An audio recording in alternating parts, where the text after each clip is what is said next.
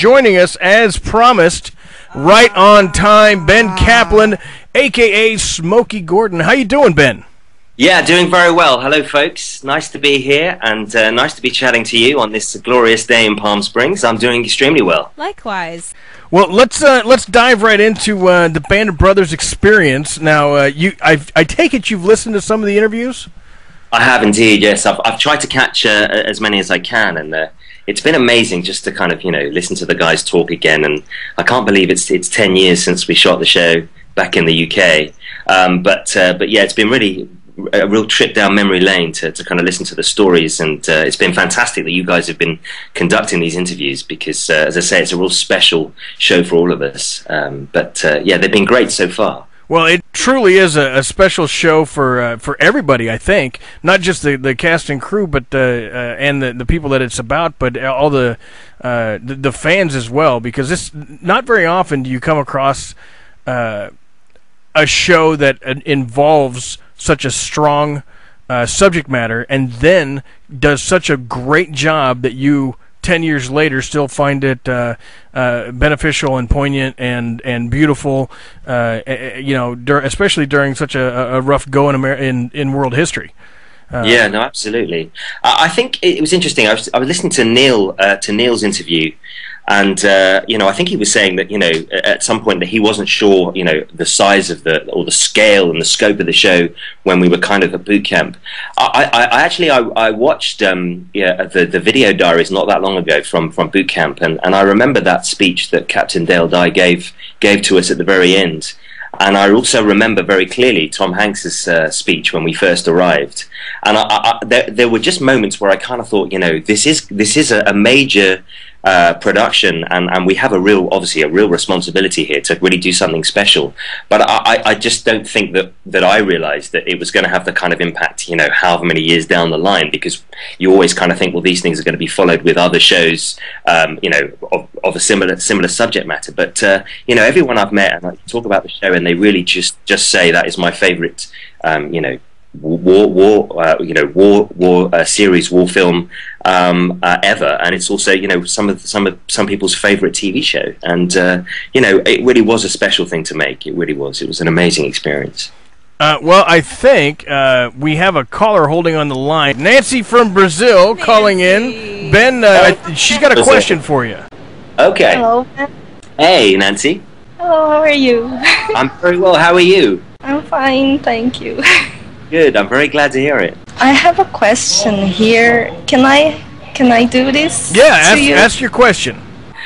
Ben, can you tell us about your audition? How did you get the part?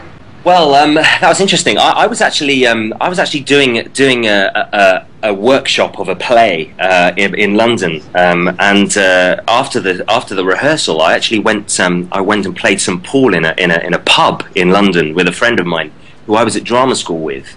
And it happened that he told me that there was this show being cast called Band of Brothers, and I hadn't actually heard about it at all. But he said, it was a big HBO, Steven Spielberg, Tom Hanks producing, and he said, it's going to be a big deal, and he was really wanted to get in on this show and try and get a meeting for it. And lo and behold, a few weeks later, I got a call to go in and meet the casting directors for Band of Brothers, and obviously I knew a little bit about the show, having spoken to my buddy about it, and I went and had a meeting with them in this hotel in London. I read, they sent me some scenes, and I read for them, and they literally, as soon as I finished reading, they literally said, we've got another part we want you to read. So they said, can you hang around for half an hour? So they sent me out, and I went out and had a look at another part, and then came back in and did that again.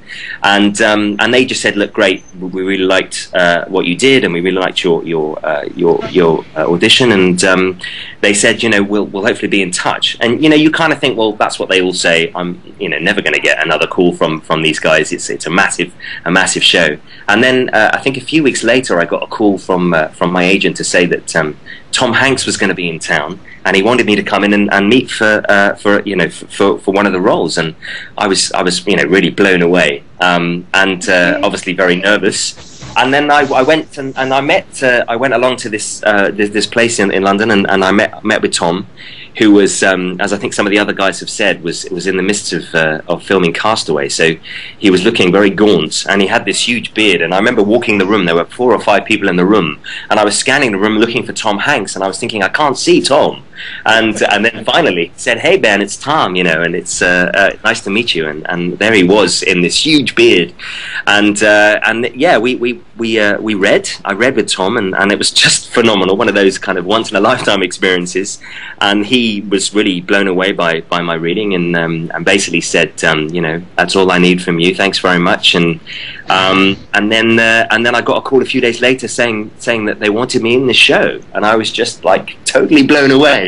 And it was, you know, again, too good to be true to get that call from your agent to say that you're going to be in this amazing series. And then I think, again, a couple of weeks later, I think another of the producers, Tony Toe, was in town, and I had to go back for my final recall. And I went and I read a speech. I think some of the guys have talked about it. There was a Spears speech that he gives to I think it's to Mark Warren's character, to Blythe, in episode 3. And I did that speech for Tony Toe, and I remember that was kind of it. I literally got a call then to say that they wanted me to do this, and they were just going to sort out parts. And then, you know, and then I found out again about a week later that I was going to be playing this guy Walter Smokey Gordon, and that I would be going to boot camp, I think within the week. And that's kind of how it happened. It was kind of an amazing story. Did that answer your question, Nancy? Sure. Thank you. Well, thank you very much for calling in, sweetheart. Nice talking to you, Nancy. Thank you. You take care. No problem. All right, bye-bye, Nancy. Bye-bye. Thank you. Bye-bye. Yeah, that seems to be the consensus, that there were so many guys that they wanted to look at for so many different parts, and they really did a fine job of weeding, not weeding out, I should say, but placement, finding who fit the best character the best all the way through the whole thing.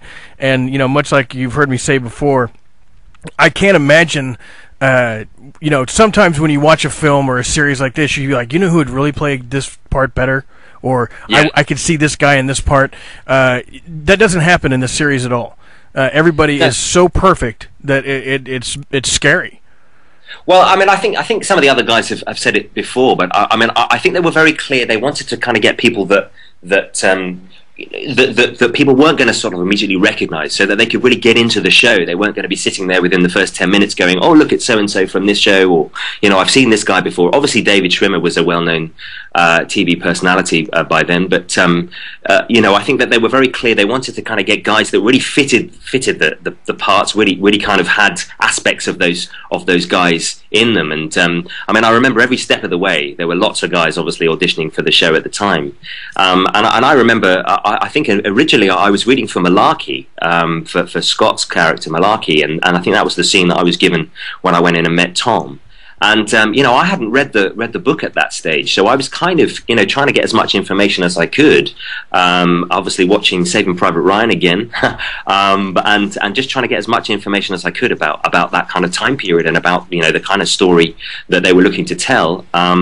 And it wasn't until I think quite late down the line I then got hold of a copy of the book and started reading it, and was just, you know, totally blown away by their stories, and as I say, was just kind of honoured every step of the way. Had to kind of pinch myself that I was kind of part of that experience, because, you know, it was a really humbling and an amazing experience, as you say, not only as an acting challenge, but just you know, being part of that, you know, trying to retell their story, and thinking every moment of the way that this is what these guys actually went through. This isn't just an acting experience for us. This is actually recreating something that people actually experienced, and you know, that was just phenomenal. And every time I think about it, it just gives me goosebumps. It really does.